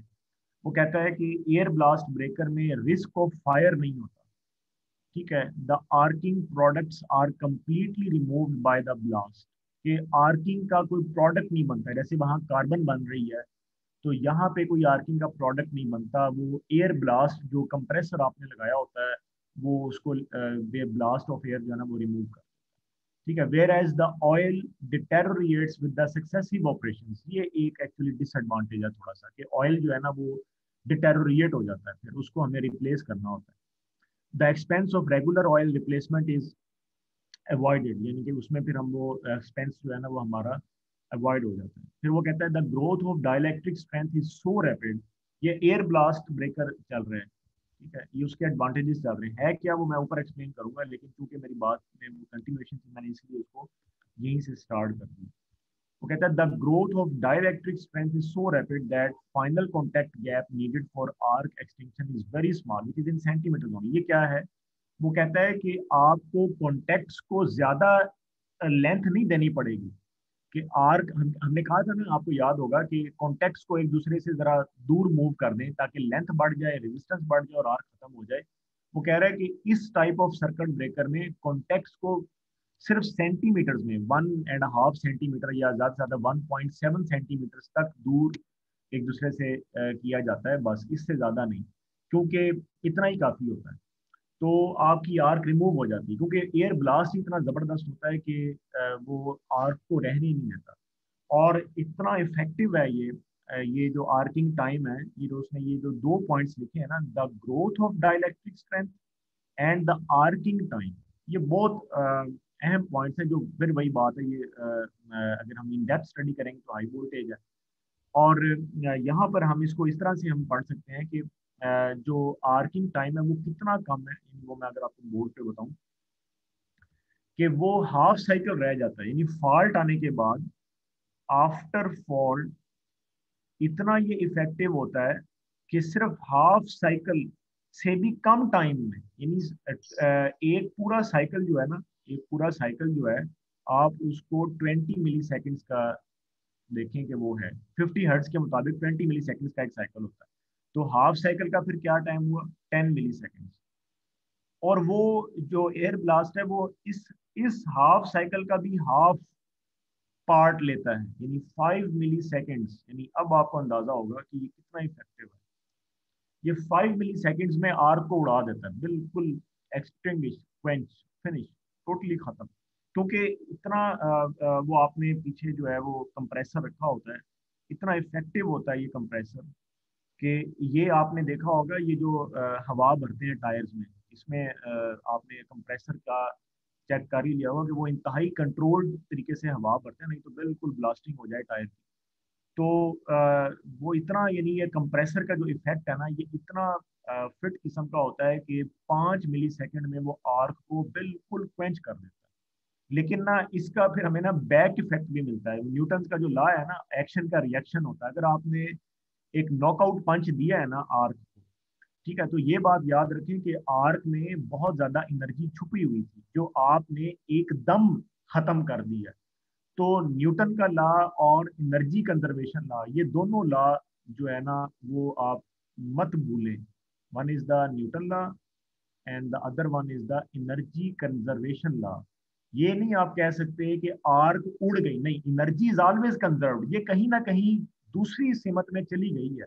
ये अब आपको ख्याल रखना पड़ेगा, अगर इसका ख्याल ना रखा तो सेकंड लॉ जो है ना वो ऐसा जबरदस्त रिएक्शन देगा कि आप हैरान रह जाएंगे कि ये हुआ क्या है। यानी कि आप तो बड़ा फख्र कर रहे थे कि भाई 5 मिली सेकेंड में आपने आर्क को रिमूव कर दिया, लेकिन ये जो एनर्जी है ये कंजर्व रहती है। और ये अगर दो कॉन्टेक्ट्स हैं सर्किट ब्रेकर के, तो यहाँ पे मत भूलें कि आपका ये वाला जो सिस्टम है, अगर ये 132 केवी का था तो ये लाइन टू अर्थ एक कैपेसिटेंस भी होती है। अगर आपने आर को एकदम खत्म कर दिया तो ये जो कैपेसिटेंस है ये अभी फुली चार्ज है और ये अपना बैक रिएक्शन शो करेगी, सही है, और ये दोबारा से आर्क बन जाएगी। हालांकि आपने तो 5 मिली सेकेंड में आर्क को फिनिश कर दिया था, मगर ये जो आपका जो कैपेसिटिव इफेक्ट है ना वो फिर बैक आएगा। यानी ये एनर्जी कंजर्व्ड है और न्यूटन का लॉ, ये दोनों यहाँ पर लग रहे हैं जो रिएक्शन के तौर पर आएंगे। लिहाजा आप जो है ना यानी मैं आपको दैट आई कैन फाइंड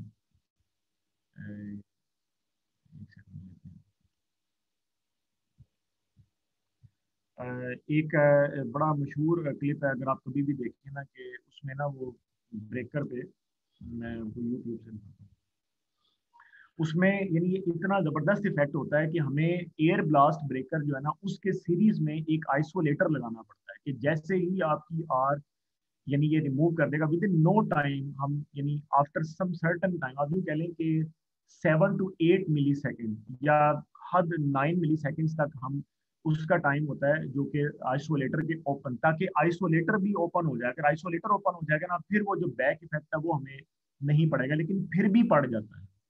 यानी आइसोलेटर के अक्रॉस भी आर्किंग होती है। ठीक है, आर्किंग अलोंग आइसोलेटर।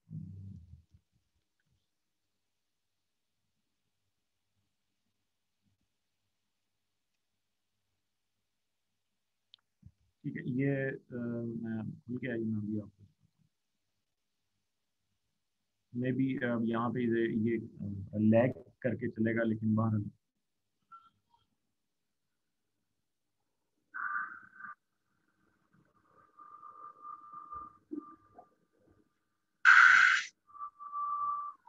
अच्छा वेट करना, अभी स्क्रीन शेयर करता हूँ तो फिर आपको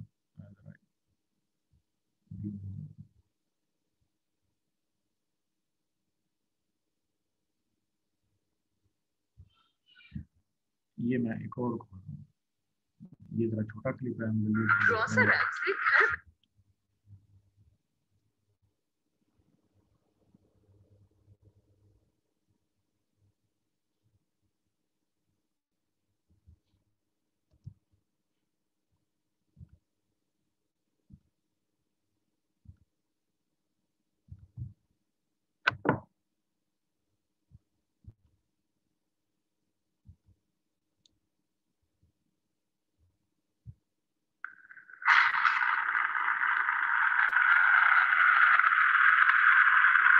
ये वाली जो आर्क आपके सामने बन रही है ना, ये आइसोलेटर्स के दरमियान की आर्क। ये आइसोलेटर्स जो होते हैं ये फील्ड में है, आपने देखा है कि स्टिल आप ब्रेकर अंदर खुल चुका है, ये आइसोलेटर्स ओपन हुए हैं, ये देखा है आपने, ये बिल्कुल ये आपने देखा है कि ये वाला जो पार्ट एयर में बिल्कुल सीधा खड़ा हो गया है। ये एक हिस्सा है, इन कमर कह सकते हैं, और जो यहाँ पे रह गया है वो उसका दूसरा हिस्सा, ये लॉक होते हैं और just after the operation of circuit breaker इनको ओपन किया जाता है। लेकिन इसमें आर्क आपको ऐसी लग रही है कि जैसे अभी सर्किट ब्रेकर ने शायद ट्रिप ही नहीं किया। ये वो एनर्जी कंजर्व्ड है जो मैं अभी जिसका आपको बता रहा था। इसको आप दोबारा देखो, ये 138 kV पे है, एल्क फोर्ड ये कोई जगह है बाहर।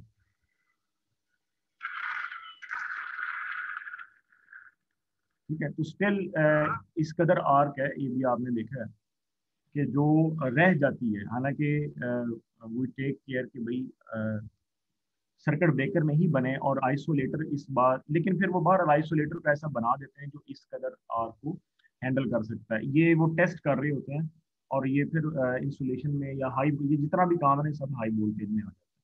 तो आर्किंग टाइम जो है ना वो बहुत कम होता है। यानी अगर हम ब्रेकर के हिसाब से पढ़ेंगे तो बिल्कुल हम यही चीज पढ़ेंगे, the growth of dielectric is so rapid, the arcing time is very small due to the lesser arc energy, air blast breakers are very suitable for the condition where the frequent operation is required. क्योंकि इसमें ऐसा नहीं है कि आपका oil जो है वो गैस बन रहा है और बहुत ज्यादा एनर्जी गैस बनने में जा रही है, वो गैस आगे तक नहीं, इसीलिए air blast breakers lesser arc energy consume करते हैं और फ्रिक्वेंट ऑपरेशन जो है वो ये देते हैं। The energy supplied for arc extension is obtained from high pressure air and is independent of the current to be interrupted. यानी आपका चाहे लो फॉल्ट करंट है या हाई फॉल्ट करंट है, they operate independently. Oil circuit breaker में क्या था, अगर हाई फॉल्ट करंट है तो ज्यादा बबल बनेगा, ज्यादा प्रेशर बनेगा ऑयल का, अगर लो फॉल्ट करंट है तो कम प्रेशर बनेगा। ये ऐसा नहीं है, इसमें वंस फॉर ऑल सोल्यूशन है, यूँ आप कह सकते हैं। लेकिन इसका एक डिसएडवांटेज है, वही जैसे मैंने बताया था, इसमें मे बी वो उसका जिक्र कर रहे हैं नहीं बाहर। वो कहता है कि the air has relatively inferior arc extinguishing properties. ये एक फैक्ट है, इसको मिक्स नहीं करना चाहिए। अभी जो मैंने एक्सप्लेनेशन दिया उसके साथ ही मैं आपको यहाँ पर बताता हूँ। वो ये कह रहा है कि जो ऑयल है और जो एयर है, इसका अगर हम इंसुलेशन चेक करें ना, यानी अगर मैं एक तराजू ये बना लूँ इंसुलेशन का, कि इंसुलेटर कौन सा अच्छा है, ठीक है, तो आपका जो ऑयल है, जो उसकी जो इंसुलेशन होती है, इट इज ग्रेटर देन, ठीक है, यानी यूं आप कंसीडर कर लो। इसका पलड़ा भारी है ऑयल का। Oil as an insulator is very good as compare to the air. बजाते खुद अगर हम सिर्फ इंसुलेशन की बात हो रही है, तो एयर जो है वो एज एन इंसुलेटर ऑयल से कम इंसुलेट है करती है, या ऑयल एक बेटर इंसुलेटर है as compare to the air. फिर आप कहेंगे कि फिर ये क्या बात अभी जो हमने पीछे पढ़ी है, हमने जो पीछे पढ़ा है, don't forget we have studied the blast effect. Blast यानी एयर की कम इंसुलेशन को आपने ब्लास्ट से कंपनसेट कर लिया। एक्चुअली ये बात है सर, ठीक है, ब्लास्ट आपने इतना जबरदस्त दिया कि इंसुलेशन का कम होना ऑयल से वो कुछ रह ही नहीं गई बात, आपने ब्लास्ट ऐसा क्रिएट कर दिया। तो जो भी अभी हम देख रहे थे वो ब्लास्टिंग इफेक्ट का सारा हमने पढ़ा है, और वो बार बार इसी का ही जिक्र कर रहे हैं। तो लेकिन एज एन इंसुलेटर जो है ना, it is less than the oil. The air blast circuit breakers are very sensitive to the variation in the rate of rise of the restriking voltage. ये वो वाला पॉइंट है जो कि मे बी मैंने यहाँ इसका कमेंट भी लिखा है। ये तो सेकंड डिसएडवांटेज है कि due to the capacitive effect of the long network या ट्रांसमिशन, ये हाई वोल्टेज में तफसील के साथ पढ़ा जाता है, ठीक है, या एनालिसिस में हम कैपेसिटी इफेक्ट अगर पढ़ेंगे। नंबर 3 जो पॉइंट है वो ये है कि considerable maintenance is required for the compressor plant. जारी बात है, कंप्रेसर की मेंटेनेंस तो करनी पड़ेगी, ठीक है। और फिर उसके बाद वो कहता है कि majority of the circuit breakers for voltage is beyond. अच्छा, ये डिसएडवांटेज हो गए, और ये अब उसका यूज बता रहा है जो हमारे लिए बहुत अहम है, कि बियॉन्ड 110 केबी और 110 केबी से इसका यूज वो स्टार्ट कर देते हैं, यानी 132 केबी पे भी वो कहते हैं कि हम एयर ब्लास्ट ब्रेकर इस्तेमाल करेंगे। एक सिर्फ इसमें बात है, इसका जो ऑपरेशन होता है ना वो नॉइजी होता है, ठीक है, नॉइजी ऑपरेशन होता है, क्योंकि कंप्रेसर का वाल्व जब खुलता है ना तो वो पटाखे से खुलता है, तो इसका नॉइजी ऑपरेशन होता है। और नॉइजी इस वजह से भी कि जब डिसकनेक्टर ओपन होगा ना, वो जो एयर ब्लास्ट के साथ उसने लगाया हुआ है, ये डायग्राम में मैं आपको अभी आपने फील्ड में देखा, ये डायग्राम में ये वो डिसकनेक्टर है, ये वाला, ये जहाँ मेरा एरो है, ये वो डिसकनेक्टर है।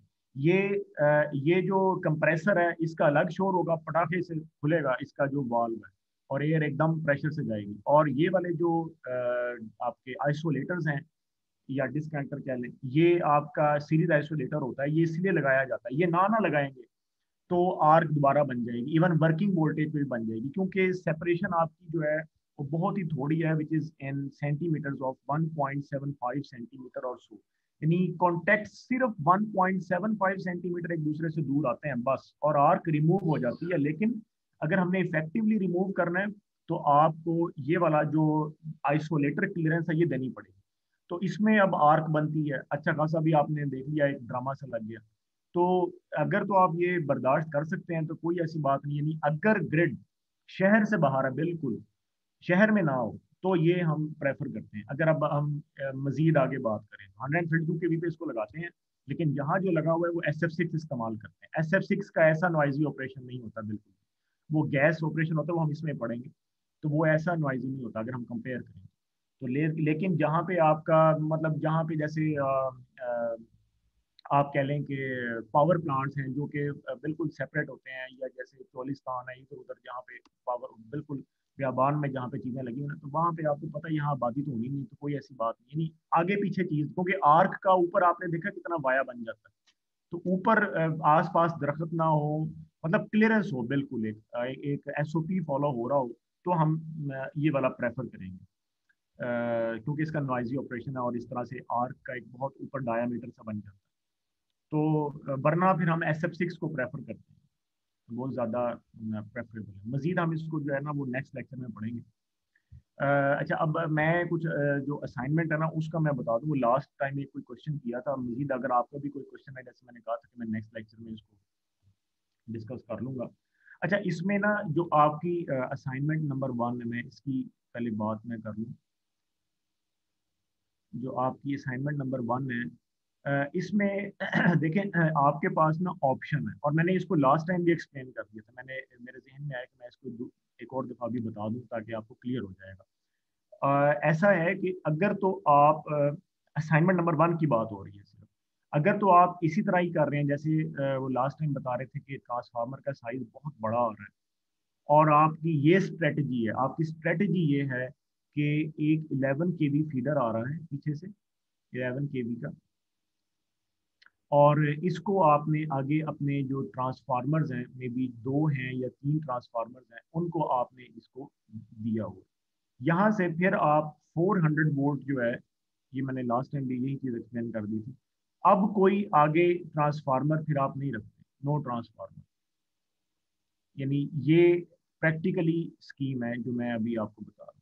उसमें फिर आपने 400 वोल्ट को ही इस तरह इफेक्टिवली डिस्ट्रीब्यूट करना है ओवर द ब्लॉक या ओवर द स्ट्रीट्स कि जो है ना, यानी इसकी जरूरत ना, लेकिन इसमें ये एक बाजू का डिसएडवांटेज होता है कि बाजू का ये फार एंड यानी वक्त के साथ आपको पता नहीं लगता, और जिसके पास आज एक एसी है वो 2 लगा लेता है, मतलब लोड बढ़ जाता है। आपको इंफॉर्मेशन, अगर आपने फ्यूचर फोरकास्टिंग ज़्यादा अच्छी नहीं की लोड की, तो ये वाला जो कस्टमर है ना, जो यहाँ पे है बिल्कुल फार एंड जो कस्टमर है ना, तो वो फिर लो वोल्टेज की शिकायत करेगा। अब उसमें हो क्या रहा है कि आपको, आपने अपना स्टेशन जो है ना वो यहाँ पर बनाया हुआ, मे बी ये कोई 2 किलोमीटर का फासला हो या इससे ज्यादा हो समथिंग, मैंने एक एग्जांपल दिया आपको। तो ये इसमें एक डिसएडवांटेज हो सकता है, लेकिन होता ऐसा ही है कि अगर वो स्टेशन बना लें, क्योंकि जारी बात है यहाँ पर अब आपने खर्चा किया है, ये बड़े ट्रांसफार्मर्स पे एक अच्छा खासा खर्चा हुआ है, और इसका साइज जो है ना वो एमबीए में हो सकता है, maximum up to 1 MVA। 1 MVA से बड़ा साइज ना लगाएं, एक और ट्रांसफार्मर फिर आप पैरेलल में रखें। ये अब आप सुन लें, अगर तो केवीए में आ रहा है फिर तो ठीक है, ठीक है। 1 MVA से साइज बड़ा ना करें, वरना आपको स्टेशन का साइज बड़ा करना पड़ेगा। और मैक्सिमम आप जो है ना, ये भी मैं आपको बता दूं, मैक्सिमम आप ना 2.5 MVA तक जा सकते हैं, जो कि बहुत ही बड़ा साइज है। मेरा नहीं ख्याल आप ये कभी भी प्रेफर करेंगे लगाना। मैक्सिमम साइज 2.5 MVA होता है, उसके बाद फिर ग्रिड साइजेस आ जाते हैं, वो नहीं फिर हम यहाँ पर लगाएंगे। ठीक हो गया जी बात। तो इसमें ये एक डिसएडवांटेज है। देखो, हर चीज को लिमिटेशंस के साथ पढ़ना होता है, ये नहीं होता कि वो वंस फॉर ऑल सोल्यूशन होता है। और मेरा तरीका भी यही होता है कि चॉइस आपने करनी, बता मैं आपको दूंगा। दूसरा जो तरीका है, अब चूंकि यहाँ पर आपने मेन स्टेशन बना लिया, तो आगे ये आपका रेडियल सिस्टम जो है ना वो चल रहा होता है। ठीक है, एक तरह से ये रेडियल सिस्टम है जो आपके पास चल रहा है, इसको आप रेडियल सिस्टम कह रहे हैं। ठीक है, मैंने क्वेश्चन में भी यही लिखा हुआ है that you have to choice between the radial and the ring. ये आपका रेडियल सिस्टम है। जारी बात है, इसमें मैंने जैसे बताया, ये वाला जो कस्टमर है ना वो लो वोल्टेज की शिकायत करता है। इसकी मैं आपको प्रैक्टिकल एग्जांपल भी बता देता हूँ। अब आपकी यूनिवर्सिटी में 3 ट्रांसफार्मर्स उन्होंने रखे हुए हैं, ठीक है, ये मैं आपको प्रैक्टिकली बता रहा हूँ। और ये वाला जो ट्रांसफार्मर है वो मेन बिल्डिंग को हैंडल कर रहा है, ये वाला जो ट्रांसफार्मर है वो सेन ब्लॉक और लाइब्रेरी को हैंडल कर रहा है, और ये वाला जो ट्रांसफार्मर है वो बैंक बिल्डिंग को देख रहा है। ठीक है जी। अब जब एसटीडीबी बन गया आपके पास, जो कि नहीं था पहले, एसटीडीबी बन गया, और जो एक नया स्कूल ऑफ हेल्थ साइंसेज वाला जो ब्लॉक है वो भी बना है, अब बताओ आप क्या करोगे। तो उनको क्या है, उनको फिर एसएचएस में एक ट्रांसफार्मर रखना पड़ेगा 1 MVA का, समझ आई। तो फिर उनको एसएचएस में एक अब यहाँ तो ब्लॉक बना हुआ था, उन्होंने नीचे एक कमरा बना लिया और वहां पे एक ट्रांसफार्मर रख लिया। तो यहाँ पे अगर आपके पास ऐसी ना फैसिलिटी हुई तो फिर आप क्या करोगे। और दूसरा ये है कि फिर आपको 11 केवी को भी उठा के यहाँ पर लेकर आना पड़ेगा, ये तभी आप ट्रांसफार्मर रखोगे ना। तो इसीलिए मतलब ये अब आपकी चॉइस है। सेकेंडली जो आपके पास होता है वो ये होता है कि यहाँ स्टेशन नहीं होता, ये आपका ये आपका कंसर्न एरिया है, ये जो जो भी आपका टाउन है, ये जो भी आपकी सोसाइटी है। और ये जो पीछे से एक आपके पास फीडर आ रहा होता है 11 केवी का, इसको आपने इस तरीके के साथ यहाँ पे ऐसे घुमाना है कि इसका आपने रिंग बना देना ऐसे, यूं, समझ आई। और फिर आपको ऐसा पोल, यानी उस सोसाइटी में आपको ऐसे पोल नजर आएंगे, ऐसे, जिसके ऊपर इस तरह से इंसुलेटर्स लगे होंगे। ठीक है, ये आपकी तीनों जो तारें हैं ये 11 केवी की जा रही हैं। इसी पोल पे यहाँ पे आपको, भाई एक दफा मैंने, मेरा ख्याल है शायद बताया भी था, इसी पोल पे आपके पास यहाँ पे एक रेड, ब्लू, येलो और न्यूट्रल ऐसे जा रहा हो। ठीक है, और यहाँ उन्होंने ट्रांसफार्मर रखा होगा जो 11 केवी से 400 आपको दे रहा है। ठीक है, तो यहाँ भी ऐसे ही है, यानी ये जो मैंने स्ट्रक्चर बताया, ये आपका यहाँ पर लगेगा, यहाँ पे स्ट्रीट्स में लगेगा, ये अब आपने देखना है, यानी पर स्ट्रीट आपने एक पोल रखना है, दो रखने हैं, अपना पर पोल आपने कितनी स्ट्रीट्स रखनी है, एक्चुअली ये मैं कहना चाहता हूँ, पर पोल आपने स्ट्रीट्स पर पोल आपने कितनी रखनी है, ठीक है।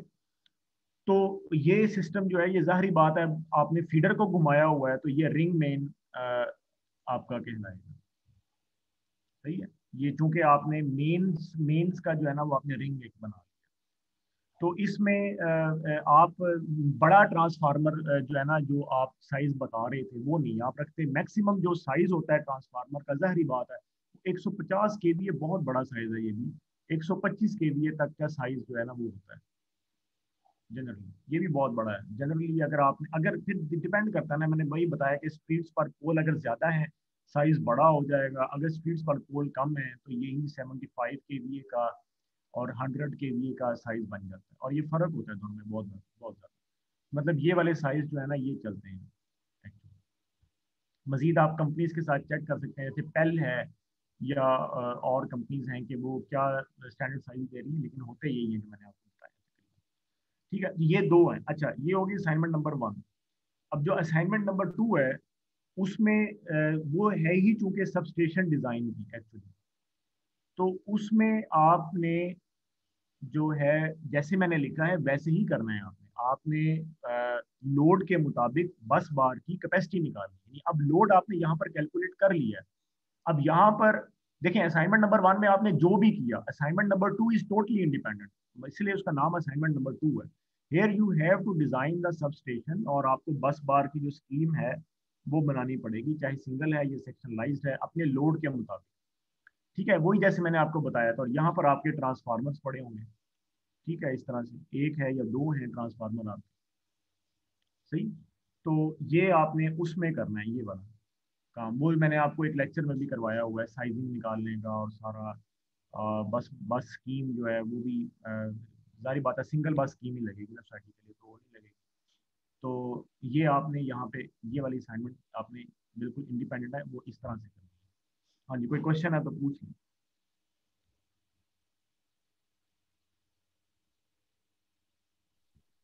सर जैसे अब वोल्टेज ड्रॉप इसमें जो असाइनमेंट 1 में फाइंड करना है, हाँ जी, हाँ उसमें जी, वोल्टेज यही होगा ना कि लोड्स के जो, जैसे अगर लोड 1 का करना है तो बाकी लोड्स करंट उसमें ऐड हो जाएंगे। वोल्टेज ड्रॉप का जो ताल्लुक होता है ना, वो आपका इम्पीडेंस ऑफ द डिस्ट्रीब्यूटर से होता है, इम्पीडेंस ऑफ द डिस्ट्रीब्यूटर, और इसमें लेंथ शामिल होती है। ये कितनी लेंथ की इम्पीडेंस, वो बिल्कुल ये जैसे चैप्टर नंबर 14 में उसने किया है ना, ये काम आपने बिल्कुल वैसे ही करना है। ठीक है, है वो सर, क्या उसने करता था उसने वो, करंट को भी ऐड किया था सर, वो तो उसको दो अगर लोड से हमारे। करंट, अच्छा अच्छा अच्छा, हाँ वो, अच्छा वो पूछ रहे हैं कि यहाँ पर यस सर। टैप हुआ और फिर वो यहाँ, हाँ जी बिल्कुल, वो तो ऐसे ही है। जहाँ टैपिंग होगी ना वहाँ एक सेक्शन बन जाएगा, अगर ये ए है, ये बी है, ये सी है, जहाँ पर टैप हो रहा है ना, तो ये अब आपका एक सेक्शन बन जाएगा। और पोल के हिसाब से अगर आप बात कर रहे हैं, तो एक पोल जो है ना, जब वहां पर घर लग जाते हैं ना, इसका मतलब ये है कि वहां पर लोड टैप हुआ है, यहाँ पर आपका लोड टैप हुआ तो ये आपका पोल है, यहाँ पर लोड टैप हुआ तो ये आपका पोल लगा हुआ है, ये पोल है, ये पोल्स हैं, यानी they are nothing but the poles. ये डी पे लोड टैप हुआ है, ये आपका पोल है, सही है। ये ये वाली जो स्कीम जो बुक ने बनाई है ना, अब आप देख सकते हो, ये वो वाली स्कीम है जो मेन स्टेशन स्कीम है, जिसमें ये सारा डिस्ट्रीब्यूटर आपका ना 400 वोल्ट का चल रहा होता है, ऐसे ही है ना। Yes sir. यानी यहाँ पे ट्रांसफार्मर कंसीडर कर लो, ये मेन स्टेशन है, मेन स्टेशन स्कीम, रिंग में नहीं, रेडियल स्कीम, आप इसको मेन स्टेशन या रेडियल स्कीम कह लें, हम रेडियल का नाम जानते हैं। तो इसमें आपका यहाँ 11 केवी होता है और यहाँ पर आपका 400 वोल्ट होता है, ये उसका डिस्ट्रीब्यूटर है। ये पोल लगे हुए हैं, जहां जहां पोल होगा वहां आप उसको एक पॉइंट कंसीडर कर लें कि यहाँ पे आपका इतने एम्पेयर का करंट जो है ना वो टैप हुआ है। हाँ जी बिल्कुल बिल्कुल, इसका इसको आप आई के साथ इसको मल्टीप्लाई करेंगे तो ये आपका वोल्टेज ड्रॉप बन जाएगा, बिल्कुल ऐसे, बिल्कुल सही कह रहे हैं। ओके सर, ठीक हो। ठीक है।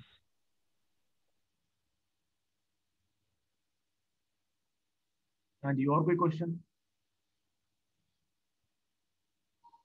बाकी ये है कि इसको आप करो, अपना बेस्ट क्या उसको कहते हैं नॉलेज इस्तेमाल करो, बुक्स आपके पास, रेफरेंस आपके पास है, मैंने आपको गाइड भी कर दी मजीद, और आप देखो कि ये हो जाएगी इंशाल्लाह।